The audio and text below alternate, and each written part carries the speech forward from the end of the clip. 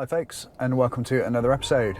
And I'm going to today show you why this, the Fiat 500e, is possibly the best looking EV available to buy on the roads today. And then I'm going to explain why you're probably not going to buy one. Unless you're minted, that is.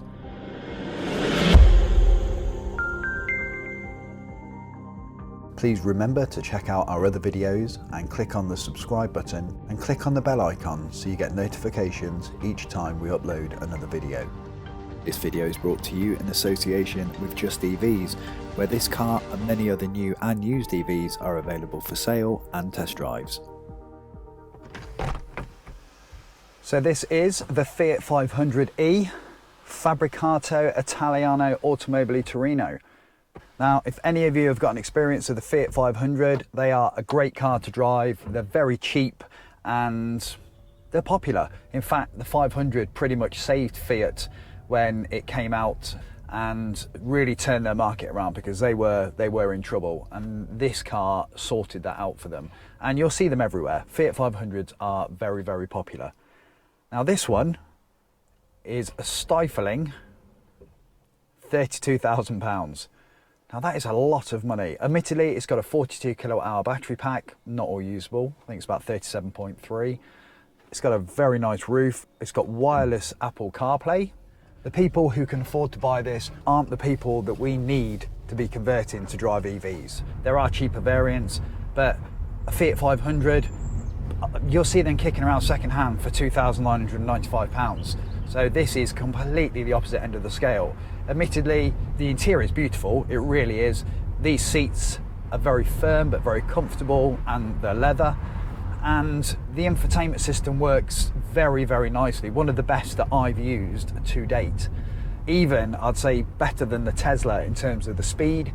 It hasn't got the usability of the Tesla, it doesn't do as much as the Tesla, but it does a pretty good job and works to a standard you'd expect. Now the turning circle, as you would expect from a Fiat 500, is absolutely barbaric.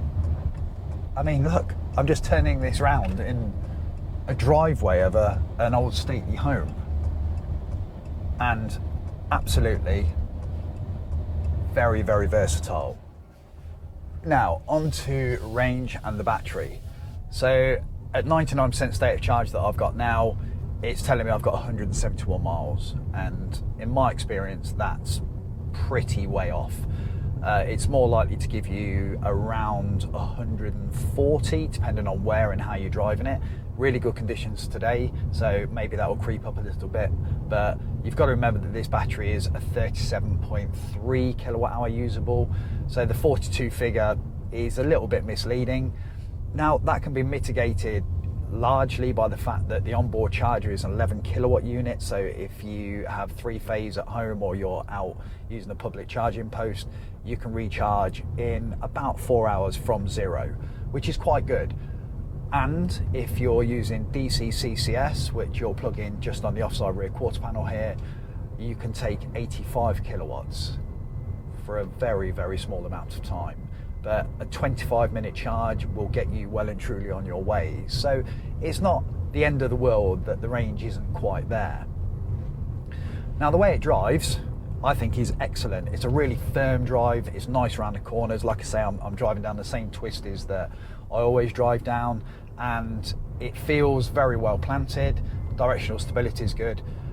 Although I do feel very high up, this is a seat in its lowest position and I have got some headroom, but I'm not the biggest guy in the world. It is quite small. If I was to jump in the back with the seat in my position, then there is no room at all. But let's be honest, it's a rag top. These cars aren't built to take rear seat passengers far, and if you were desperate, you can squeeze them in there legally. Only two. It's a four-seater, but yeah, that's not great for much. However, going into the boot, if you lay the rear seats down, it's actually quite a usable space. And like I say, these aren't designed to be anything more than a good fun car to own. You know, that's what Fiat 500 owners generally have the cars for. They're a good, quirky, sporty, nippy little car, and this is very much that. So the Fiat has something called Fiat Co-Driver, which I'm not sure if you can see at the moment, but it's actually steering for me. I'm on an A road and it's doing an okay job. I think that have this been on the M4, for example, then it would be very good. That's also has adaptive cruise control with it. I think it's something that all manufacturers should fit to vehicles as standard because it's a safety feature, but it just enhances the drive.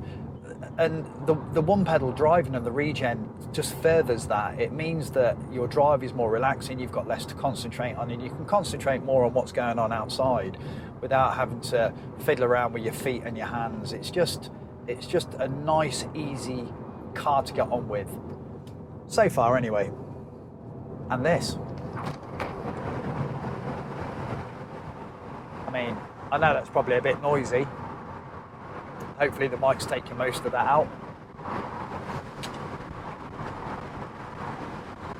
But this is one of the reasons that people will buy this car, despite it being stupidly priced. Okay folks, so I've come to the end of my time now with the Fiat 500, and I can honestly say it's been a great time. It really has. The range is okay. It's a pretty good, decent range car. It's got a decent sized battery in it, good charging, and the interior, the build is absolutely beautiful. To look at is beautiful, and this roof, I mean, this is going to be a seller just for that. Now, this is a £32,000 variant. It's very expensive, and a lot more expensive than if you bought a petrol internal combustion version. But you can get cheaper models, but obviously with the cheaper models, things start to disappear with that. Now, this is a little bit of the problem that we've got, is that people who we really need to be driving EVs, which is the probably million Fiat 500 owners across the world, you know, I've got to look at their car that they've got now and what it costs to run, and then stomach the price of an electric version. And for me, that's just still too big a gap. I mean, if all them owners owned an EV, an electric 500, it'd be fantastic. It'd be absolutely fantastic. But I could probably take an educated guess and say that at least 90% of those wouldn't be able to afford an electric version. So, which is still a bit of a shame. I feel a little bit like, particularly this model here, will end up a little bit like the Honda E, where they end up giving it away because people won't buy it, because it, as beautiful as it is and everything it's got going for it, it's not worth 32 grand. It's just not. If somebody brought this to me and said 22 to 25, then I'd consider it. If somebody said you can have it for £220 a month, then I would, definitely. Kate and Florence would absolutely love this. They've built such a good car, but sadly, yet again, it's priced out of the market.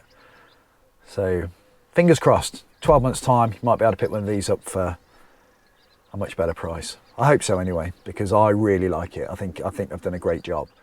Right, I'm taking it back now, and it's been a great few days. An amazing vehicle. If you get a chance to test drive one, even if you're not buying it, it's worth it for the drive. It really is. You'll be really pleased with it.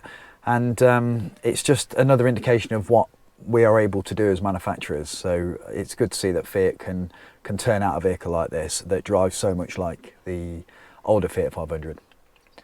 So anyway, I'm going to leave it there, guys. So thank you very much for watching. Please remember to like, share and subscribe, and follow us on Twitter @KatePhantom, and we'll see you next week with another episode. So bye for now.